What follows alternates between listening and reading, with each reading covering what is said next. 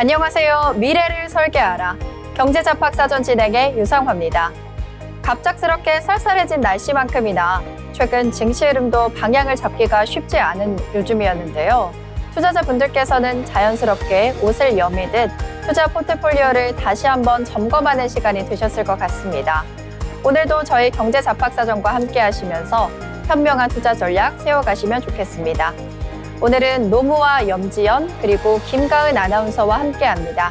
안녕하세요. 안녕하세요. 네, 미증시로 넘어가 보겠습니다. 간밤 미증시는 혼조세로 마감했습니다. 금리 인하에 대한 기대감이 점차 약해지는 가운데 최근 증시의 부담 요인으로 작용했던 AI 버블 논란은 다소 진정되는 모습이었습니다. 여기에 삼성전자의 반도체 칩 가격 인상 소식에 기술주 전반으로 다시 한번 긍정적으로 작용을 했는데요. 그러면서 나스닥 지수는 소폭 상승했지만 다우 지수와 S&P 500 지수는 하락으로 마감했습니다. 또한 마이클 버리의 발언이 있었죠. AI 거품 발언으로 투심이 흔들리기도 했는데요. 여기에 대해서 JP모건은 엇갈리는 반응을 내놨습니다. 지금 AI 투자가 거품이 아니라 장기적인 성장 동력으로 이어질 수 있다면서 긍정적으로 전망을 한 건데요. 자세한 미증시 흐름 노무아 아나운서와 함께 짚어보겠습니다. 전해주시죠. 네, 자세한 미증시 마감 시황 전해드리도록 하겠습니다. 설명해 주신 것처럼 미증시 3대 지수는 혼조세로 마감을 했는데요. 우선 다우지수의 경우 전거래일 대비 0.65% 내리면서 47,100선에서 거래를 마쳤습니다. S&P 500 역시 0.05% 내리면서 6,700대에서 거래를 마쳤는데요. 다만 기술주 중심으로 투자가 몰리면서 나스닥 경우에는 0.13% 오른 22,900선에서 거래를 마쳤습니다. AI 거품론과 증시 고점 부담, 그리고 AI 설비 투자를 둘러싼 감가상각 논란으로 전반적으로 혼조세로 마무리된 모습이 나타났는데요. 전날 증시를 짓눌렀던 금리 인하에 대한 기대감 약화, 그리고 AI 거품론 등 불안한 요소들이 여전히 투자 심리를 위축시키는 모습이었습니다. 다음으로 히트맵 열어서 종목별 흐름 살펴보도록 하겠습니다. 혼조세로 마무리한 만큼 빨간불과 초록불이 골고루 켜진 모양이었는데요. 기술주의 경우에는 마이크로소프트와 엔비디아를 중심으로 대형 기술주들의 흐름이 좋았고, 다만 아마존과 구글, 테슬라 등은 약한 흐름을 보였습니다. 전반적으로 혼조세로 마무리한 만큼 필수 소비재와 임의 소비재, 그리고 통신주와 금융지주는 약한 흐름을 보였지만 그 밖에 일라일리 등 헬스케어주와 부동산 관련주, 그리고 산업주는 좋은 흐름 보이면서 초록불 켜내는 데 성공했습니다. 다음은 헤드라인을 통해서 지난밤 미증시 어떤 일들이 있었는지 알아보도록 하겠습니다. 첫 번째 헤드라인입니다. 트럼프 대통령이 식료품 인플레 잡기에 나섰습니다. 고공행진하는 미국 식료품 물가에 대한 정치적 부담이 커지자 트럼프 행정부가 방향을 틀었다는 분석이 나왔는데요. 커피와 소고기 등 핵심 농산물에 부과했던 고율 관세를 대폭 면제했습니다. 트럼프 대통령은 14일 이 같은 관세 인하 조치를 발표하면서 미국 소비자 부담을 완화하기 위한 조치라고 명확한 입장을 밝혔는데요. 커피와 소고기 외에도 토마토와 아보카도 등 다양한 농산물의 관세가 인하됩니다. 이번 조치는 트럼프 대통령이 그동안 관세는 미국 산업과 노동자를 보호하기 위한 조치라고 강하게 입장을 밝혀냈던 거에서 사실상 정책적인 후퇴였다고 평가되고 있습니다. 다음 소식입니다. 미국 중앙은행의 12월 기준 금리 결정을 앞두고 기준금리를 현 수준에서 동결해야 한다는 연준 위원들의 발언이 연이어서 나오고 있습니다. 물가 상승세가 여전하고 연방정부의 셧다운으로 충분한 데이터를 확보하지 못했기 때문에 당분간 금리 동결을 유지해야 한다는 입장인데요. 이에 금융시장에서 전망한 다음 달 기준 금리 인하 확률은 50%까지 떨어졌습니다. 알베르토 무살렘 세인트루이스 연은 총재는 인플레이션이 여전히 연준의 목표 수준을 웃돌고 있는 만큼 추가적인 금리 인하는 신중하게 접근할 필요가 있다고 밝혔습니다. 미국 노동부가 발표한 9월 소비자 물가 지수는 전년 동기 대비 3% 이상 상승한 것으로 나타냈는데요. 예상치보다는 낮았지만 목표치인 2%보다는 높은 수치였습니다. 다음 소식입니다. 6주간 이어진 역대 최장의 연방정부 셧다운이 종료되면서 투자자들이 기다리던 여러 가지 경제 지표의 발표도 예상되어 있습니다.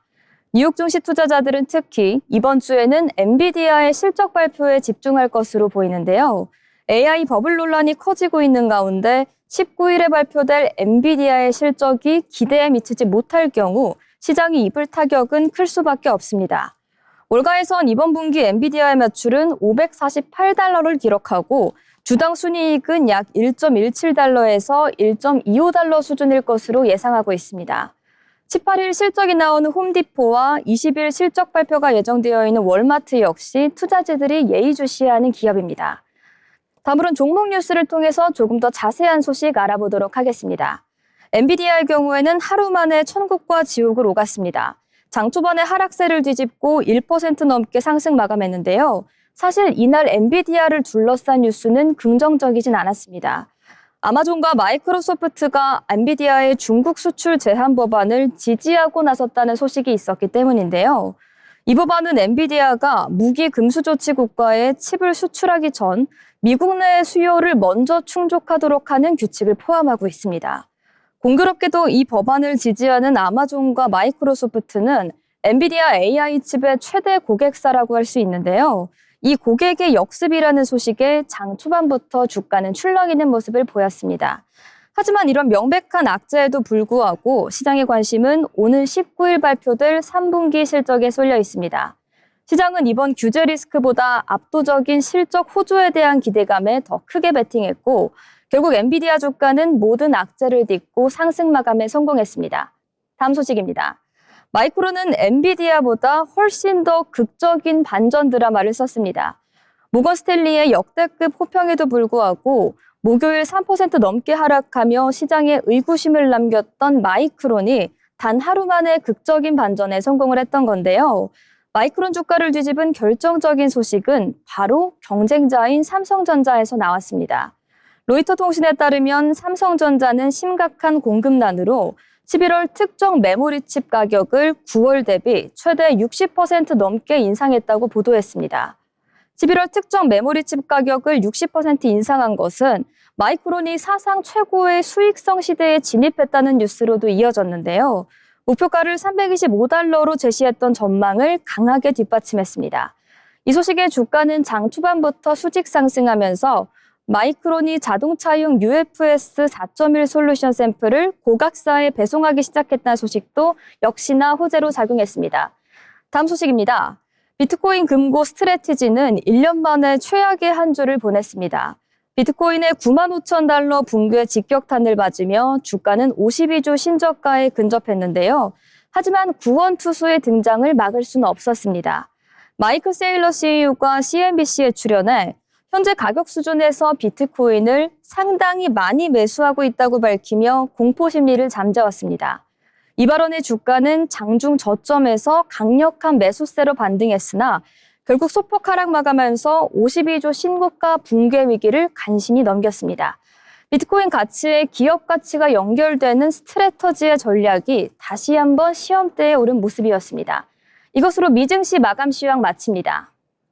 네, 노무아 아나운서와 함께 미증시와 글로벌 이슈 함께 알아봤습니다. 정말 롤러코스터 장세였던 간밤 미증시였습니다. 미국 정부의 셧다운이 종료가 됐음에도 미증시는 여전히 혼란스러운 모습을 보여주고 있는데요. 금리 인하 기조는 점차 약화되고 있고 물가 상승은 점점 정치적인 부담으로 작용을 하면서 미증시에 영향을 주는 모습입니다. 일부 전문가들은 19일에 있을 엔비디아 실적 발표가 시장 분위기를 달라질 수 있게 하고 있다고 기대하고 있는데요. 이 점 참고하셔서 투자 이어가시면 좋겠습니다. 이어서 지난주 국내장의 흐름을 살펴보는 시간입니다. 지난주 국내 증시 흐름 한눈에 정리해드리겠습니다. 김가은 아나운서 전해주시죠. 지난주 한 주간의 국내 증시의 흐름 정리해드리겠습니다. 지난주 국내 증시는 코스피의 지수 그리고 수급 흐름 측면에서 다소 주목되는 흐름이 나왔는데요. 지난주는 시장의 하방 압력이 더 높았던 한 주였고 수급 측면에서는 외국인이 빠지고 기관이 일부 방어했지만 그 흐름이 강하게 지지력을 확보하지는 못한 상태였습니다. 유가증권 시장은 최근 한 주간 하락세를 보이면서 지수 조정의 흐름 보여줬습니다. 코스피는 지난 14일 4,011선에 거래를 마쳤는데요. 코스닥 역시 하락하며 897선에 장 마감했습니다. 지수 흐름과 투자자별 수급 동향 짚어보시죠. 지난주 국내 증시에서는 기술주 중심의 조정이 두드러졌는데요. 환율 및 외국인 자금의 이탈이 우려되면서 복합적으로 작용했습니다. 업종별로 보면 전기, 전자업종이 큰 폭으로 하락했습니다. 또 외국인 투자자의 순매도가 눈에 띄게 나타났는데요. 기관의 경우 일부 매수세가 보이긴 했지만 외국인 매도세를 상쇄하기에는 부족했습니다. 개인 투자자들의 흐름은 다소 관망세 혹은 소폭 매도 쪽으로 기울었었는데요. 하지만 외국인이 빠지는 가운데 개인이 적극적으로 매수로 전환했다는 뚜렷한 흐름은 확인되지 않았습니다. 다음으론 지난주 시장에 영향을 준 주요 요인들입니다. 처음은 금리 및 글로벌 경기의 불확실성인데요. 미국을 비롯해서 선진국의 금리 동향 및 경기 둔화의 우려가 국내 증시에 부담이 됐습니다. 특히 완화의 기대가 꺾이자 기술주 중심으로 매도세가 확대된 것으로 보입니다. 다음은 환율 리스크입니다. 원화 약세가 지속되면서 외국인 관점에서 한국 주식의 매력도가 낮아지는 측면이 작용했을 가능성이 높습니다. 마지막은 업종별 순환매 흐름의 약화인데요. 과거에는 매도된 업종에서 수급이 옮겨가면서 순환매가 강하게 나타났었지만 지난주에는 그 흐름이 다소 약화됐는데요. 특히 대형 기술주가 조정 흐름에 들어서면서 시장 활력이 둔해졌습니다. 이번 주 증시 전망에 대해서 알아보겠습니다. 지난주 조정으로 인해서 시장의 심리적 지지선이나 기술주 지지 구간이 시험받을 가능성이 큰데요. 만약 기관 매수세가 본격화되거나 외국인 자금 유입이 재개된다면 반등 흐름이 나올 여지는 있겠습니다. 다만 반대로 외국인 매도가 지속되고 글로벌 리스크가 부각되면 추가 조정 가능성도 배제할 수는 없겠습니다. 현재 금융시장은 글로벌 경기 둔화 우려, 금리 인하 기대 약화, 환율 불안 등 여전히 불확실성이 많은데요. 이걸 고려하면 강세장 재개보다는 조정 후 횡보 또는 저변의 업종별 흐름의 줄을 잃을 가능성이 높겠습니다. 즉 시장 전체가 지수가 뚜렷하게 위로 치고 나가기보다는 업종 종목별 차별화가 더욱 분명해질 수 있겠는데요. 기술주, 반도체 등 사이클 민감 업종이 이번 조정에서 부담을 크게 받고 있는 만큼 해당 업종은 숨고르기 국면이 클 것으로 보입니다. 반면 금융, 내수, 소비정책 수혜주 등은 상대적으로 회복력이 나을 수 있는 업종으로 주목됩니다. 따라서 업종 선택과 수급 흐름을 보는 게 이번 주에는 더 중요해질 것 같습니다. 지난주는 시장이 굉장히 우려감이 커진 상태에서 조정을 겪은 한 주였는데요. 외국인의 매도세가 눈에 띄었고 기관이 어느 정도 버텼지만 시장 전반을 끌고 가기에는 힘이 조금 모자란 느낌이었습니다. 이번 주는 다음 흐름을 준비하는 구간으로 볼 수 있겠는데요. 뚜렷한 상승보다는 지지선 반등 혹은 추가 조정 양쪽 가능성이 열려 있다고 보는 게 좋겠습니다. 지금까지 지난주 국내 증시 흐름 정리였습니다. 네, 김가은 아나운서와 함께 지난주 국내 증시 흐름 잘 들었습니다. 지난주는 외국인의 매도세가 두드러진 장이었습니다. 과연 이번 주에는 외국인이 매수세로 돌아설지 지켜봐야겠는데요. 또한 업종과 종목에 대해서도 각각의 흐름 같이 지켜보시면서 투자 이어가시면 좋겠습니다. 이어서 주목할 만한 이슈를 같이 짚어보는 모이슈 시간입니다. 오늘은 염지연 아나운서가 준비했습니다. 전해주시죠. 네, 이번 모이슈 시간에도 스포츠 소식으로 즐거운 소식 전해드립니다. 오늘은 특히 더 반가운 금메달 소식 전해드릴 건데요. 바로 만나보시죠. 청학장의 유도 국가대표 정숙화 선수가 2025 도쿄 데플림픽에서 한국 선수단의 첫 금메달을 안겼습니다. 정숙화는 지난 16일 일본 도쿄 무도관에서 열린 대회 유도 여자 52kg급 결승에서 우크라이나 선수 안나 쇼스탁을 골든스코어 접전 끝에 되치기 절반으로 꺾으며 우승했는데요. 만 36세 베테랑인 정숙화는 2009년 타이베이 대회 동메달을 시작으로 데플림픽에서 은메달 1개, 동메달 2개를 획득했고 이번 대회에서 꿈에 그리던 금메달을 목에 걸었습니다. 그는 운동이 매우 좋다며 4년 뒤 다시 한번 데플림픽 무대에 도전할 수도 있다고 소감을 밝혔습니다. 이날 남자 73kg급에 출전한 황현은 은메달, 남자 66kg급 이주호와 여자 57kg급 서은지는 동메달을 따내며 기쁜 소식을 함께 전했습니다.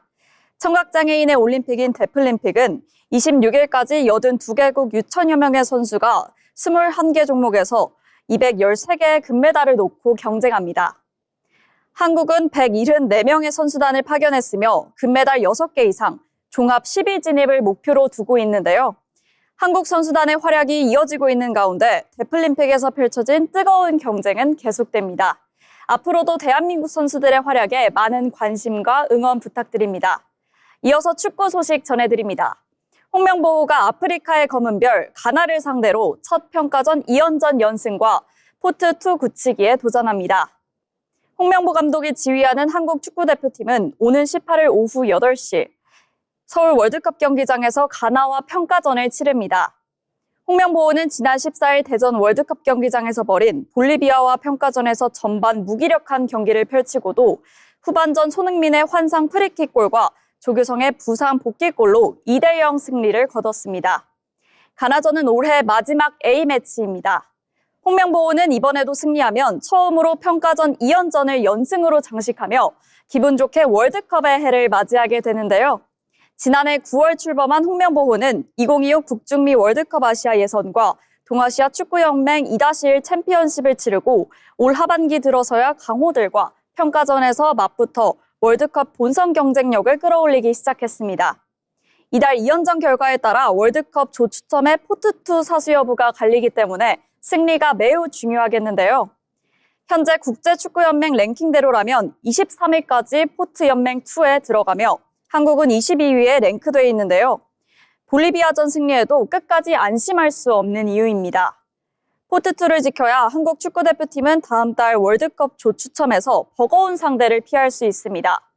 특히 가나를 상대로 좋은 기억이 있는 조규성은 후반 교체 출전이 기대됩니다. 1년 넘게 괴롭힌 끔찍한 무릎 부상을 이겨내고 볼리비아전에서 1년 8개월 만에 A매치 복귀전을 치른 조규성이 가나전에서 2경기 연속골을 넣는다면 홍명보 원톱 경쟁은 제대로 불이 붙게 됩니다. 이렇게 골키퍼 장갑을 누가 끼게 될지도 관심거리인데요. 가나전은 홍명보와 북중미 월드컵전 국내 팬 앞에서 치르는 마지막 평가전이 될 수 있습니다. 내년 3월 A매치 기간 유럽 원정이 유력한 만큼 이번 경기에 더욱 관심이 모이고 있습니다. 지금까지 모이슈였습니다. 네, 염지연 아나운서가 스포츠와 관련한 소식 잘 전해주셨습니다. 유도에서는 동메달뿐 아니라 금메달을 땄다고 하니 우리나라 대표팀의 저력이 어느 정도인지 알 수 있었는데요. 또한 내일 저녁 홍명보호와 가나팀의 축구 경기가 예정이 되어 있습니다. 이 점도 참고하셔서 축구 경기도 같이 살펴보시면 좋겠습니다. 이어서 경제 소식을 전해드리는 뉴스 브리핑 시간입니다. 오늘은 노무아 그리고 염지연 아나운서가 준비하셨습니다. 먼저 노무아 아나운서 전해주시죠. 네, 오늘 뉴스 브리핑의 첫 번째 소식은 지난 일요일을 뒤흔들었던 현대자동차 관련 뉴스로 준비해봤습니다. 현대자동차가 향후 5년간 국내에 125조 원 규모의 투자를 단행합니다. 이는 직전 5년 투자액인 89조 원을 크게 웃도는 금액인데요. 그룹 역사상 최대 규모라고 합니다. 현대차그룹은 지난 16일 AI와 로봇 그리고 수소 등 미래 핵심 사업의 육성에 초점을 둔 투자 계획을 밝혔습니다. 총 투자 금액은 125조 2천억 원인데 연평균으로 환산한다면 연간 25조 원씩 이상이 투입된다고 보시면 될 것 같습니다. 투자 계획을 자세히 살펴보면 미래 신사업 분야에 50조 5천억 원, 그리고 연구개발 경쟁력 강화에 38조 5천억 원, 마지막으로 경상 투자 분야에 36조 2천억 원이 배정됐습니다. 이를 통해 AI 데이터 센터의 구축과 로봇 제조 시설의 조성, 수전의 플랜트 건립 등이 추진될 예정인데요. 한국을 글로벌 모빌리티의 허브로 만들겠다는 혁신 의지가 반영된 것으로 보입니다. 이번 투자에는 협력사 지원책도 포함이 되어서 굉장히 큰 화제가 됐었는데 2025년 1차 협력사가 부담하는 미국 관세를 전액 부담하기로 했습니다. 2, 3차 협력사까지 범위를 넓힌 상생 프로그램도 운영될 예정인데요.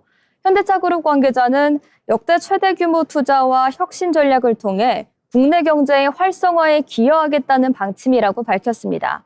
또한 협력사와의 동반 성장을 기반으로 글로벌 경쟁력을 더욱 확장할 방침이라고도 밝혔습니다. 다음 소식은 환율 관련 소식입니다. 원달러 환율이 최근 1,470원대까지 치솟으면서 오름세를 멈추지 않고 있습니다. 지금 추세면 올해 연평균 환율은 올해 역대 최고치를 기록할 예정인데요. 올해 들어 지난 14일까지의 연평균 환율은 1,415원가량으로 집계됐습니다. 이는 외환위기 시기인 1998년도보다 높아 최고치를 경신한 수치인데요. 연초 계엄 사태와 미국 관세 압박에 1,487원 6전까지 뛰었다가 5월 이후 1,300원대에서 안정을 찾았던 원달러 환율은 9월에 다시 1,400원대까지 올라가더니 이달에는 1,470원대 중반까지 치솟았습니다. 4분기 평균은 1,435원을 나타내고 있는데 새 정부 출범으로 정치적인 불확실성이 해소됐고 한미 관세 협상이 잘 마무리됐음에도 불구하고 환율은 여전히 고공행진 중입니다. 이 같은 배경에는 내국인의 해외 투자 증가가 있습니다. 여기에 연준의 금리 인하 기대 약화에 따른 달러 강세 그리고 엔화 약세도 원달러 환율 상승의 요인이 됐습니다. 시장에서는 원달러 환율이 전고점인 연 1,480원대를 넘어 무려 1,500원대까지도 넘을 수 있다는 방침이 나오고 있습니다. 오늘 이렇게 두 가지 소식을 준비해 봤는데요. 전반적으로 환율은 불안감을 야기할 만큼 고공행진을 하고 있지만 AI와 자동차 등 특정 사업 분야는 그 어느 때보다도 투자를 늘려가면서 긍정적인 청사진 제기하고 있습니다. 때문에 시청자 여러분도 많이 올라오실 것 같은데 관련 뉴스 다양하게 확인하시면서 투자의 방향성 잡으시면 좋을 것 같습니다. 네, 첫 번째 노무 아나운서와 함께 현대차 그룹과 관련한 소식 그리고 환율 상승에 대한 요인까지 같이 잘 분석해 주셨습니다. 이어서 염지연 아나운서가 다음 소식 전해주겠습니다. 한국을 방문 중인 데릴 커들 미 해군 참모총장이 지난 15일 하나오션 거제 사업장과 HD 현대중공업을 방문했습니다. 한미 조선업 협력 구상 마스가이 실행을 앞두고 국내 조선소의 함정 건조 능력 등을 파악한 건데요. 앞서 커들 총장은 지난 13일 기자간담회에서 한국이 핵추진, 잠수함을 추진하는 것이 한미 모두에게 역사적 순간이라며 중국 억제에 활용될 것이라고 밝혔습니다. 그러면서 한국이 주권자산인 핵잠을 어떻게 운용하든 미국이 관여할 것은 아니라면서도 미국은 중국과 관련한 공동 목표를 달성하기를 기대한다고 말했습니다. 미국이 한국의 핵잠 건조를 승인한 이유가 중국 견제에 있음을 내비친 것으로 보입니다. 이어서 다음 소식입니다. SK그룹이 2028년까지 국내에 128조 원을 투자해 한국의 인공지능 3대 강국 비전 실현에 동참합니다. 용인 반도체 클러스터의 초대형 규모의 팹 4개를 구축해 고용 효과를 극대화하고 급증하는 AI 메모리 수요에 대응한다는 방침입니다. 최태원 회장은 지난 16일 용산 대통령실에서 열린 한미 관세협상 후속 민간합동회의에서 원래는 2028년까지 128조 원의 국내 투자를 계획했으나 점점 투자 예상 비용이 늘고 있다며 정확한 추산은 어렵지만 약 600조 원의 규모의 투자가 이어질 것이라고 소개했습니다. 이어 최 회장은 고용에 있어서도 매년 8,000명 이상의 채용을 꾸준히 유지해왔는데 매년 14,000명에서 2만 명의 고용 효과가 나타날 수 있게 할 것이라고 밝혔습니다. 이는 향후 반도체 팹 확대에 따른 고용 증가를 감안한 수치로 분석됩니다. 지금까지 뉴스 브리핑이었습니다. 네, 염지연 아나운서와 함께 다음 뉴스 같이 전해봤습니다. 마스가 이어서 만우가까지 한미 원전조선 투트랙 협력이 부상하고 있습니다. 그와 관련해서 프로젝트가 본격화되고 있는 흐름인데요. 또한 SK그룹도 128조 원이라는 규모의 돈을 AI 산업에 투자하고 있는 만큼 현대차그룹, SK그룹 등 국내 대기업들이 AI 산업에 대규모로 투자하고 있는 흐름 같이 참고하셔서 투자 이어가시면 좋겠습니다. 아울러 본 방송에서 제공하는 정보는 투자 판단에 대한 정보일 뿐 해당 종목 가치의 상승 또는 하락을 보장하지 않습니다.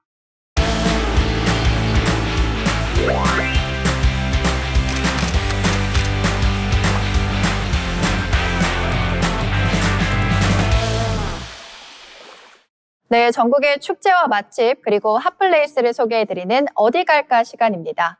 오늘은 염지연 아나운서가 어디를 소개해 주실지 기대가 되는데요. 네, 오늘은 어디로 한번 떠나볼까요? 네, 어느새 차가운 바람이 불어오는 초겨울. 그럼에도 마음을 포근하게 감싸주는 축제가 부산에서 열립니다. 아이들의 상상력과 어른들의 동심을 한자리에서 만날 수 있는 자리, 바로 부산국제아동도서전인데요. 오늘은 책과 이야기가 살아 숨쉬는 그 특별한 현장으로 여러분들 안내하겠습니다. 부산국제아동도서전은 국내 최초의 아동도서전으로서 어린이 그림책을 소개하고 교류하는 플랫폼이자 전 세계 아동을 위한 책 축제입니다. 5만여 명의 관람객이 방문하며 세계적인 아동 도서 축제로 첫걸음을 내디뎠습니다. 부산국제아동도서전은 대한출판문화협회가 주최하고 서울국제도서전과 백스코가 주관합니다. 행사는 오는 12월 11일 목요일부터 14일 일요일까지 백스코 제1전시장 3홀에서 4일간 진행됩니다. 올해 부산국제아동도서전은 주제는 아이와 바다입니다. 주목할 만한 전시는 크게 4가지로 분류되어 있는데요. 첫 번째는 아이와 바다, 작은 항해자, 큰 바다로 라는 주제 전시와 두 번째로 한국에서 가장 즐거운 책 전시, 세 번째로 김영관 작가와 함께하는 체험 전시, 오늘의 하늘, 내일의 바다, 마지막으로 그림책 작가 원화 전시, 아이와 바다 이렇게 4가지로 구성되어 있습니다. 그럼 제가 이 4가지에 대해서 하나씩 설명해 드리도록 하겠습니다. 먼저 주제 전시, 아이와 바다, 작은 항해자, 큰 바다로 이 작품은 깊은 의미가 담겨 있습니다. 아이들은 책이라는 바닷속을 유영하며 자신만의 길을 찾아가는 작은 항해자가 됩니다. 때로는 물결에 흔들리며 때로는 빛을 따라 헤엄치듯 이야기를 따라가게 되는데요. 그리고 그 움직임은 마치 한 편의 극처럼 펼쳐집니다. 아이들이 책 속 세상의 주인공이라는 의미를 담았다고 합니다. 또 서울국제도서전은 독창성과 신미성 그리고 차별성을 지닌 한국의 책을 발굴하여 국내외 독자들에게 소개하는 한국에서 가장 좋은 책 공모를 주관하고 있다고 합니다. 이번 부산국제아동도서전에서는 그중 그림책 부문 한국에서 가장 즐거운 책 선정작 10종을 다시 선보인다고 합니다. 김영관 작가와 함께하는 체험 전시는 작가와 아이들이 함께 만들어가는 참여형 미술 전시입니다. 마지막으로 그림책 작가 원화 전시 아이와 바다는 각자의 그림 언어로 바다와 어린이의 마음을 표현했다고 합니다. 22명의 그림책 작가들이 함께 만든 자리라고 하는데요. 이 전시는 부산국제아동도서전과 일러스트 갤러리 비읍이 함께 기획하고 정성껏 고른 작품들로 꾸려졌다고 합니다. 다음으로 부산국제아동도서전에는 입장료 없이 전시를 즐길 수 있는 방법이 있다고 하는데요. 도서전 홈페이지에서 사전 등록을 하면 무료 입장이 가능하다고 합니다.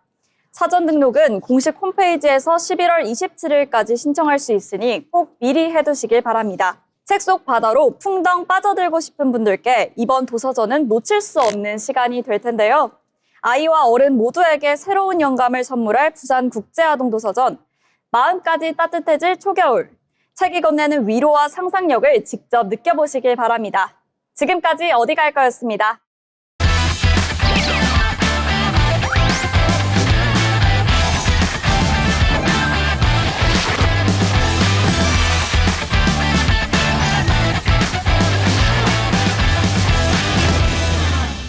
이번 시간은 투자의 고수가 되고 싶은 아나운서들이 주식 그리고 경제 이야기 나눠보는 시간입니다. 먼저 오늘 국내 시장 어땠는지 살펴보고 오겠습니다. 김가은 아나운서 전해주시죠. 11월 17일 국내 증시 마감 시황 전해드립니다. 코스피가 급락 하루 만에 반등에 성공했는데요. 외국인이 모처럼 현 선물 시장에서 동반 매수에 나선 데다가 그간 시장을 주도해왔던 대형 반도체주가 급반등에 나서면서 상승폭이 확대됐습니다. 코스피 오늘 2% 가까이 상승하면서 4,089선에 장 마감했습니다. 오늘 유가증권 시장의 매수 흐름은 외국인이 주도했는데요. 개인과 기관이 각각 4,930억 원, 56억 원 팔았지만 외국인이 5천억 넘게 주워 담으면서 지수의 상승을 견인했습니다. 코스닥 강보합권 움직임 보여주면서 902선에 거래를 마쳤는데요. 코스닥은 개인과 기관이 지수의 상승을 견인했습니다. 각각 559억, 363억 사들였습니다. 외국인은 300억 넘게 팔았습니다. 다음은 시총 상위 종목들의 흐름 살펴보겠습니다. 먼저 코스피 시총 상위 종목입니다. 1위부터 10위까지 나와 있는데요. 오늘 삼성전자 3.5% 상승하며 10만 600원에 거래됐습니다. SK하이닉스는 8%가 넘는 큰 상승폭 보여주면서 60만 6천 원에 마감했습니다. 외에도 HT, 현대중공업, 하나에어로스페이스 모두 2% 넘게 올랐는데요. 각각 60만 3천 원, 97만 9천 원에 상승 마감했습니다. 다음은 코스닥 시총 상위 종목 흐름입니다. 에코프로비엠 25% 넘게 오르면서 15만 4,400원에 거래를 마쳤습니다. ABL바이오 1% 넘게 오르며 17만 6천 원에 장 마감했습니다. 펩트론과 릴가캠바이오도 1%대 상승하면서 각각 31만 3천 원, 17만 7,200원의 종가 기록했는데요. 지금까지 국내 증시 마감 시황이었습니다. 네, 김가은 아나운서와 함께 오늘 마감 상황 잘 들어봤습니다. 이어서 오늘 주목받았던 특징들도 같이 알아볼 텐데요. 오늘은 저와 함께 먼저 알아보겠습니다. 오늘 주목받았던 종목 중 하나는 로킷 헬스케어입니다. 로킷 헬스케어는 중국에서 중요한 특허를 공식적으로 인정받았다는 소식에 오늘 강한 상승세를 보였는데요. 이 특허에 대해서 잠시 설명을 드리면요. 바이오 물질을 얼려서 굳히는 방식으로 장기를 출력하는 기술입니다. 쉽게 말해서 몸의 특정 부위를 재생시키기 위해서 만드는 재생 패치를 더 정교하고 안정적으로 만드는 기술인데요. 특히나 중국은 전 세계적으로 당뇨병 환자가 가장 많은 나라입니다. 그 중에서도 치료가 까다로운 당뇨발 시장에 진출하기 위해서 핵심 기술과 권리를 확보했다는 점이 크게 호재로 작용했습니다. 이 특허 덕분에 로킷 헬스케어는 앞으로 중국에서 당뇨발 재생 패치, 연골 재생, 신장 재생 같은 AI 기반 장기 재생 사업을 본격적으로 펼칠 수 있다는 발판을 마련한 셈입니다. 주가 흐름도 뜨겁습니다. 5월에 코스닥에 상장했을 때만 하더라도 공모가는 11,000원이었는데 오늘은 5만 원대까지 올라서면서 시가총액이 8천억 원을 넘어섰습니다. 실적도 개선 흐름이 뚜렷한데요. 작년엔 영업 손실이 컸지만 올해는 3분기 누적 기준으로 적자가 크게 줄었고 회사도 올해 흑자 전환을 목표로 하고 있습니다. 이러한 좋은 소식에 힘입어서 오늘 주가는 상한가로 직행을 했고요. 29.85% 오른 54,600원의 종가로 마감했습니다. 이어서 노무아 아나운서가 다음 특징주 전해주겠습니다. 네, 제가 준비한 다음 특징주, 바로 우리나라의 반도체 투톱 대장주죠. 삼성전자와 SK하이닉스의 소식을 준비했습니다. 미국발 증시 훈풍에 힘입어 오늘 두 종목 모두 장 초반부터 강한 상승세를 보여줬는데요. 17일 한국거래소에 따르면 오전 10시 기준으로 했을 때 삼성전자는 3.09%, 그리고 하이닉스의 경우에는 5.36%에 달하는 상승세를 보였습니다. 이 같은 상승세에 삼성전자 다시 10만 전자를 회복했고 SK하이닉스 역시 60만 닉스의 자리를 다시 탈환하는 모습을 보여줬는데요. 삼성전자와 SK하이닉스의 주가가 이렇게 상승한 것은 지난주 뉴욕 증시에서 AI와 기술주의 흐름이 강세였던 것이기 때문이라고 풀이됩니다. AI 데이터 센터 구축 경쟁으로 인해 메모리 반도체 칩 가격이 크게 오를 것이라는 소식 역시 호조로 반영이 됐는데, 앞서 지난 14일 로이터 등이 보도한 바에 따르면 삼성전자의 32GB DDR5 메모리 칩의 모듈의 11월 계약 가격은 $239로 9월보다 약 60% 이상 올랐습니다. 같은 기간 16GB와 128GB 메모리 칩의 가격도 각각 50% 올랐는데요. $135와 $1,194로 책정됐습니다. 이 같은 흐름에 오늘 두 종목 모두 좋은 흐름 보여줬는데 삼성전자의 차트 살펴보도록 하겠습니다. 삼성전자 장 초반부터 좋은 상승세 보이며 99,000원에 거래 시작됐는데요. 장중에는 10만 1,000원까지 터치하면서 다시 좋은 흐름 보여줬습니다. 그렇지만 이후 상승분을 소폭 반납하면서 오늘 장 10만 500원에 거래를 마쳤습니다. 네, 노무아 아나운서가 삼성전자와 SK하이닉스 반도체 투톱 종목이 다시 상한가를 탈환했다라는 말씀 전해주셨고요. 이어서 염지연 아나운서가 다음 특징주 전해주시죠. 네, 제가 오늘 준비한 특징주 농심과 삼양식품입니다. 농심과 삼양식품이 오늘 증권가 목표 주가 상향에 힘입어 장 초반 강세를 보였습니다. 오늘 오전 9시 50분 농심은 전장보다 11.36% 오른 47만 500원, 삼양식품은 6.36% 상승한 140만 4천원에 거래됐습니다. 삼양식품은 지난 14일 올해 3분기 연결 기준 영업이익이 1,309억 원으로 지난해 같은 기간 대비 50% 늘었다고 공시했습니다. 매출은 6,320억 원으로 44% 증가했는데요. 이에 유한타증권 손현전 연구원은 삼양식품은 3분기 들어 신규 생산품이 판매로 즉시 전환되며 수요 흡수력이 공급 확대 속도를 넘어서는 구간에 진입했다며 목표 주가를 200만 원으로 올렸습니다. 신한투자증권, IBK투자증권, KB증권도 목표 주가를 175만 원으로 각각 상향했습니다. 특히 삼성증권은 농심에 대한 목표 주가를 48만 7천 원에서 50만 9천 원으로 올려잡았는데요. 이가영 연구원은 3분기 연결 기준 영업이익이 544억 원으로 전년 동기보다 45% 증가, 컨센서스를 20.5% 웃돌았다면서 본사는 내수와 수출 모두 매출이 줄었지만 프로모션 효율화로 수익성이 개선됐다고 짚었습니다. 이어서 농심 차트 살펴보겠습니다.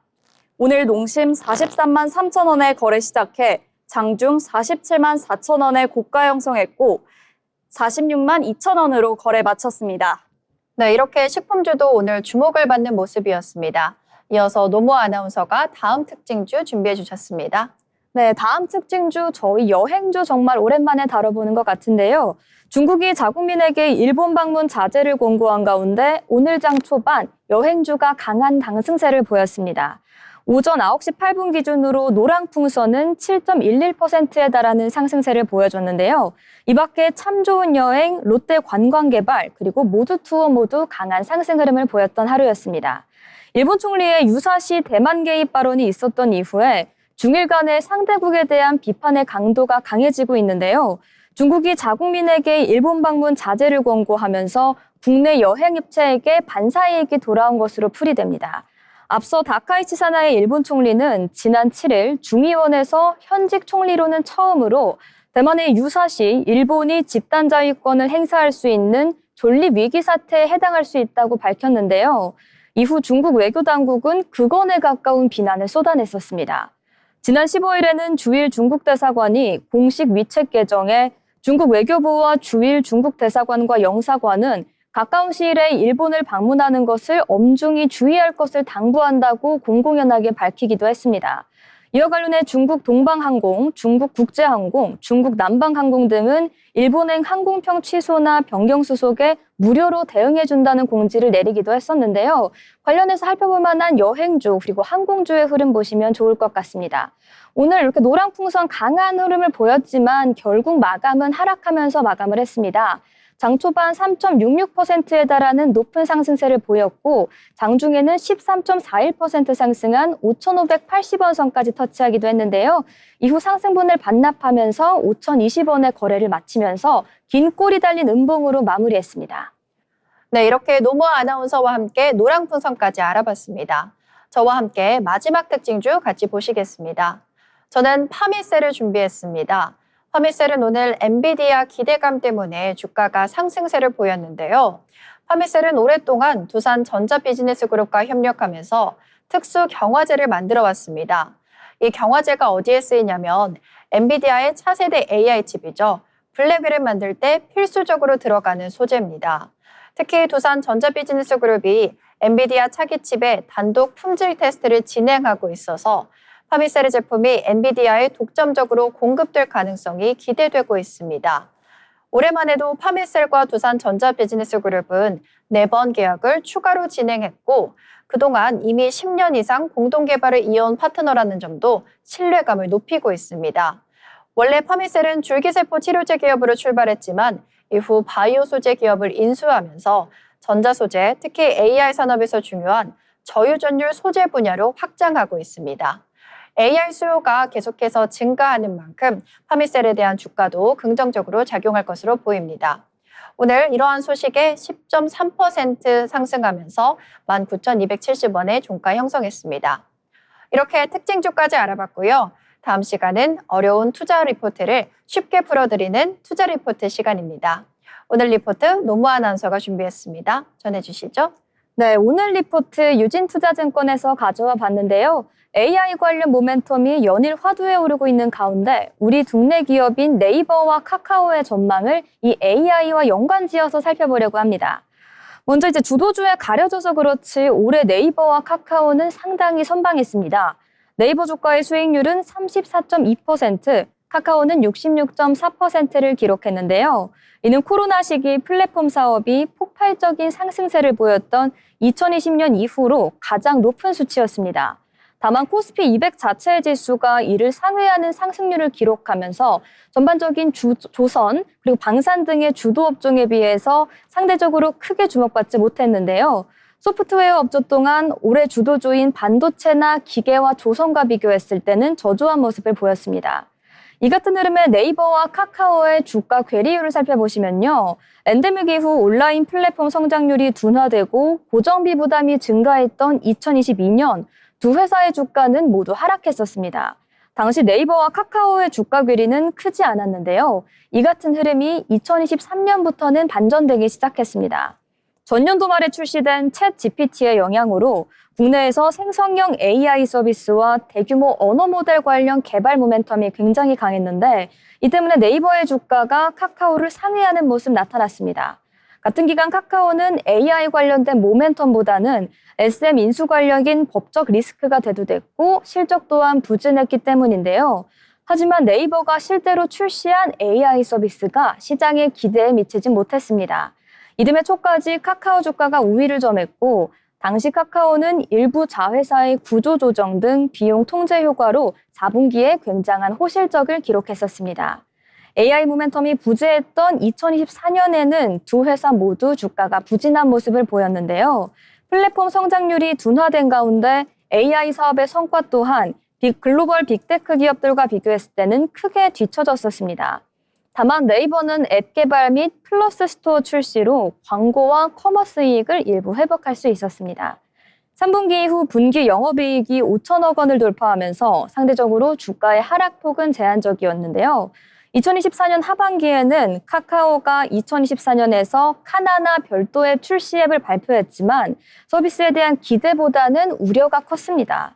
11월에는 네이버 플러스 스토어 웹 출시 및 별도 앱 출시 계획이 발표되면서 테이크 레이트 상향에 따른 이익 증가의 기대감이 작용했다. 이렇게 보시면 될 것 같습니다. 그리고 2025년 주가 살펴보시면요. 먼저 상반기 두 기업의 주가 괴리율을 살펴보도록 하겠습니다.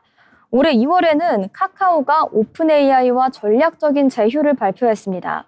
제휴의 핵심 목표는 AI 서비스의 대중화였는데요. 대형 플랫폼인 카카오톡의 챗GPT5의 API를 활용한 AI 챗봇의 출시를 예고했었습니다. 다만 당시에는 챗GPT4 카카오의 서비스가 구체적인 출시 시점 그리고 서비스의 형태가 가시화되기 이전의 상태였습니다.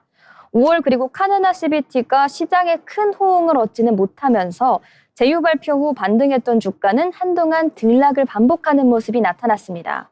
네이버 주가 살펴보시면요. 지난해 11월 별도의 커머스 앱 출시 계획을 발표한 이후 연초까지는 상승 흐름을 유지했습니다. 다만 3월 실제로 출시가 된 이후에 주가는 하락을 했는데요. 출시 초기에는 많은 다운로드 수와 높은 트래픽을 보였지만 초기 마케팅 효과가 약해지면서 재방문 비율 그리고 체류 시간 등에서 경쟁사 대비 부족한 모습을 보였습니다. 그리고 하반기를 지배한 두 가지 이슈가 있었습니다. 바로 AI와 스테이블 코인이라는 주제인데요. 6월 미국에서 서클 상장 및 지니어스 법안의 상원 통과로 달러 스테이블 코인 시장에 대한 관심이 정말 크게 쏠렸습니다. 이는 국내 원화 스테이블 코인 도입에 대한 기대감으로 이어졌고 대표적인 국내 간편 결제 사업자인 네이버와 카카오의 주가도 크게 반등했는데요. 하지만 이후 더뎠던 국내 후속 입법화로 주가는 일부 조정받았습니다. 8월에는 카카오의 2분기 실적 서프라이즈 이후 AI 서비스 출시에 대한 기대감이 반영되면서 주가는 다시 반등에 성공했고 하지만 카카오톡 개편 이후에 다시 소폭 하락했습니다. 이 개편된 시스템을 두고 정말 많은 논란이 있었는데 반면 네이버는 9월까지는 AI 관련 모멘텀이 부재했으나 9월 말 자회사인 네이버 파이낸셜 그리고 두나무의 합병이 논의되면서 주가는 반등했습니다. 정리하자면 2023년 이후 지금까지 국내 플랫폼 기업들의 주가 상승에 강한 영향을 끼친 것은 바로 AI 관련된 모멘텀입니다. 그 다음으로는 실적을 꼽을 수 있을 것 같은데요. 추가적으로 올해는 미국을 중심으로 확산됐던 스테이블 코인 관련 모멘텀까지 확산됐습니다. 2026년 네이버와 카카오의 주가 또한 앞서 말씀드린 세 가지의 변수가 주로 작용할 방침이고요. 기존 AI 관련 경쟁이 LLM 자체의 성능 개발에 초점을 뒀었다면 이제는 전반적인 LLM 모델들이 상당히 올라왔기 때문에 이제 LLM의 개발뿐만 아니라 각각 모델 경쟁력 확보를 위해 특화 영역을 경쟁하는 단계에 진입했습니다. 즉 뛰어난 LLM과 함께 적용될 플랫폼의 중요성도 부각될 예정입니다. 국내에서 네이버와 카카오는 지난 3년간 LLM 개발 경쟁에서 다소 밀리는 모습을 보여줬는데요. 하지만 향후에는 국내 AI 서비스 생태계에서 각각의 플랫폼을 활용한 AI 에이전트와 온디바이스 AI에 대한 발전이 기대되고 있는 상황입니다. 2026년 네이버는 플러스 스토어의 확대에 따른 매출의 성장, 그리고 AI 에이전트 출시 효과로 이익이 증가할 것으로 전망됩니다. 카카오의 경우에는 카카오톡 개편에 따른 톡비즈 매출의 성장, 그리고 챗GPT for 카카오의 유료 구독 수익 확대, 마지막으로 콘텐츠 사업 부문 수익화로 내년도 이익 레벨은 높아질 것으로 전망됩니다. 이렇게 네이버와 카카오에 대한 2026년 전망까지 살펴봤습니다. 지금까지 오늘의 투자 리포트였습니다. 네, 노모아 아나운서와 함께 AI 인 플랫폼이라는 주제로 투자 리포트 같이 알아봤습니다. 아울러 본 방송에서 제공하는 정보는 투자 판단에 대한 조언일 뿐 해당 종목 가치의 상승 또는 하락을 보장하지 않습니다.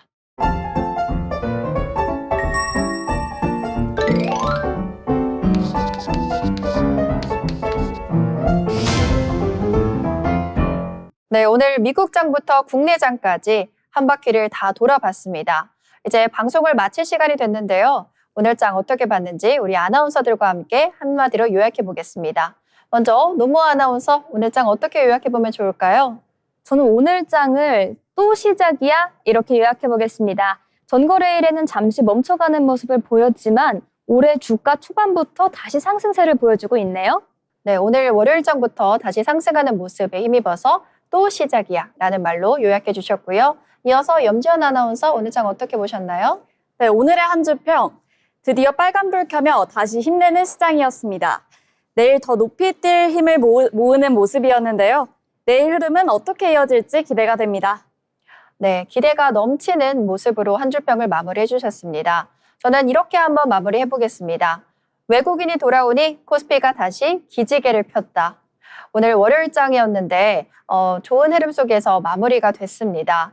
여러분의 계좌에도 여러분의 포트폴리오에도 좋은 빨간불이 많이 들어오셨길 바라면서 오늘 저희가 준비한 방송 여기서 마치겠습니다. 시청해주신 여러분 고맙습니다.